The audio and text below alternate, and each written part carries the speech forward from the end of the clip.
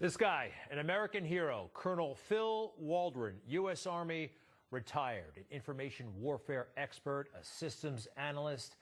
He is one of the key witnesses helping out the Donald Trump team, along with Rudy Giuliani. He's been dissecting Dominion, revealing all kinds of basic flaws, how corrupt this system actually is. Fil Waldron, unfortunately, you probably haven't heard much, if anything at all, about this guy because mainstream media are doing their best to ignore this story. But he's out there every day with Rudy and the team making the case before state lawmakers primarily, hoping that they'll do something before it's too late. All of those reporting, the fractional voting is there. It's not a whole number. Again, if there are 10 people, you cast 10 ballots. The sum of the whatever candidates are voted for should equal 10 and not, 2.87 for one, 3.13 for the other, and 4 for the third candidate. It should all, equal whole numbers. What does this genetically modified corn have to do with the vitamin C you're probably taking? A lot more than you'd like. Okay, let's be honest, this is not exactly CSI Miami, okay? He is very technical, and it's one of the many reasons why the mainstream media are not embracing him. Number one, this is a complex story. Number two, they have already made up their minds. And this guy is trying to help out a Republican. Compare this colonel with another colonel, a lieutenant colonel, Oliver North. Remember him? That was dramatic. The uniform and the theatrics. It was on Capitol Hill, of course, a hero of mine, by the way. And remember, he was going after, at least the media portrayed it that way. He wasn't personally going after it, but they thought it was all bad for Ronald Reagan. That was about. So he became household name famous. That's not happening right now for Colonel Waldron. It doesn't mean what he's talking about is any less important. In fact, on the merits, it's a lot more important than the Iran-Contra affair. We have the testimony, we have footage like this, the Dominion system, which is very, very complicated and expensive. There are a lot of reasons why places like Texas said, this is not for us. Good Republicans on Capitol Hill are taking notice, and they're calling for action. For about the last 4 years, we said, you said, this town said that the Russians helped Donald Trump win the election and they hacked it and so on and so forth, with no evidence whatsoever. Now, sitting under a mountain of evidence, no one wants to take a look. Nobody can be bothered. Ladies and gentlemen, this is urgent. We can't wait for a year for Durham or the Attorney General to get to the answer. The American people need to know right now. We have an election in Georgia next month. We need to know right now whether we can trust it. We call on the Attorney General to get in there, do a forensic audit, find the evidence, and let us know if this has been a fair election. Thank you. Congressman Scott Perry of Pennsylvania. And you can tell right there that there's not a lot of energy at these things because the media, they are staying clear. And they're trying to make anybody who's open-minded about this even seem like a nut job, like you're, way out there crazy. What they're saying and doing to Rudy Giuliani is unconscionable. This man is an American hero, one of the greatest prosecutors of the 20th century. And look at him. He is everywhere all at once. The travel, relentless. I did not think he was going to be in Atlanta today. And sure enough, he was there. Before that, Michigan, Phoenix. He is working about 1,000 times harder than Joe Biden ever worked in his life. And boy, looking at Joe, I don't think it's going to happen. If it were to happen, Joe would be the most bizarre, remote figurehead president this country has ever had. I don't believe it's going to happen. Now, in the meantime, big tech, media, they're really trying to keep this story off of Donald Trump and on the incoming Biden administration.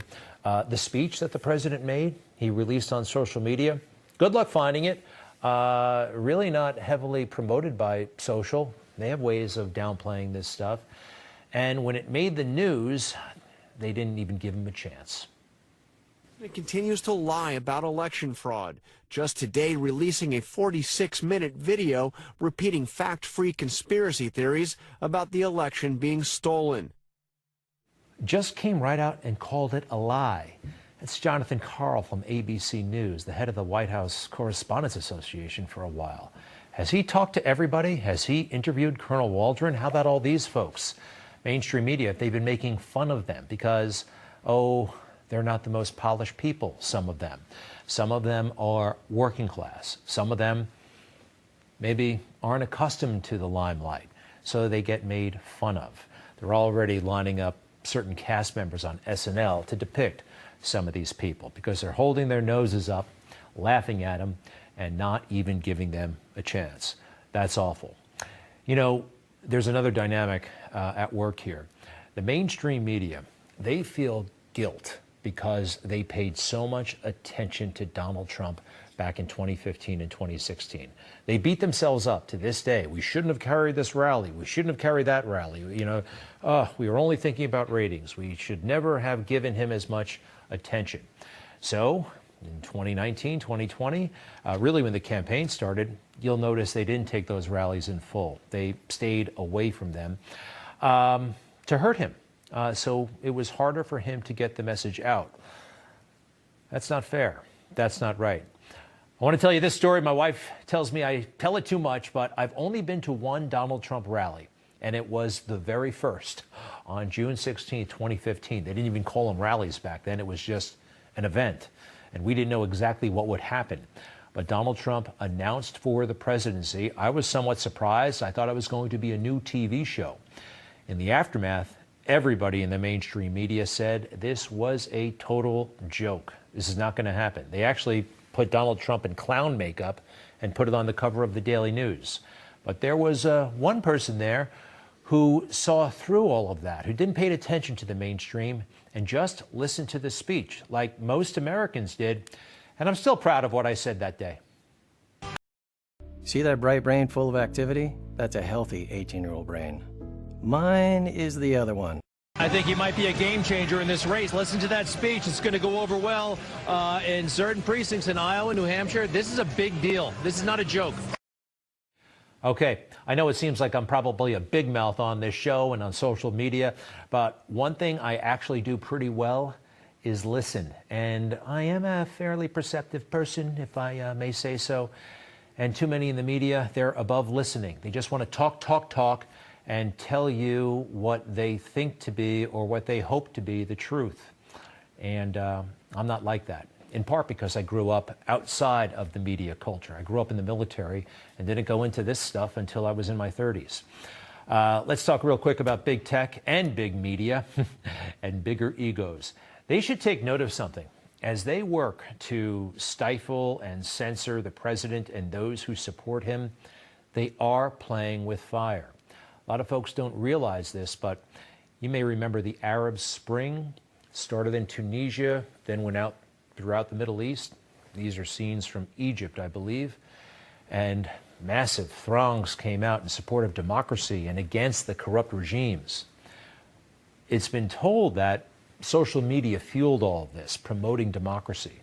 But you know what angered a lot of folks in this crowd and didn't really spark the movement until this happened? It's when the government actually censored content.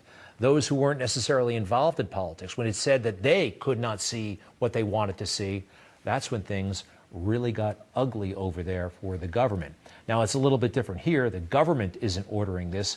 Big tech is, but you saw the results. Big tech, big government, kind of the same thing in a way. Make sense? All right, folks, there is something I saw last night that I want to highlight. You ever hear of Mike Barnicle? After the speech, and actually it was this morning on Morning Joe, this guy Michael Barnicle has been around for a long time, one of the regulars on Morning Joe, came out and basically said the president is crazy. Where are the Republicans? Where are the Republican United States senators who perhaps heard of or listened to that 46-minute mentally ill rant last night from the President of the United States? Anyone who listened or heard what Donald Trump said last night and were commissioned by the people of their states to represent the state and the country, who did not think maybe we should go down and take this away from him, invoke the 25th Amendment before more damage is done. So a couple of things here. I thought the speech was great and might have benefited him if he had given it a little bit earlier. He laid it out perfectly. This guy himself, that's a really bad thing to say. I'm sure he's a nice guy in real life, but when he gets in front of a camera or starts hanging around with his media friends, he's the guy who's got serious problems. A few things about Mike Barnicle. He had to, well, he essentially got fired from the Boston Globe for making stuff up. He wrote about cancer-stricken children that he had never met.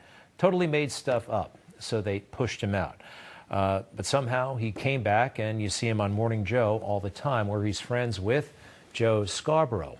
And he hangs out with him in the middle of COVID in Nantucket or Martha's Vineyard. See anything?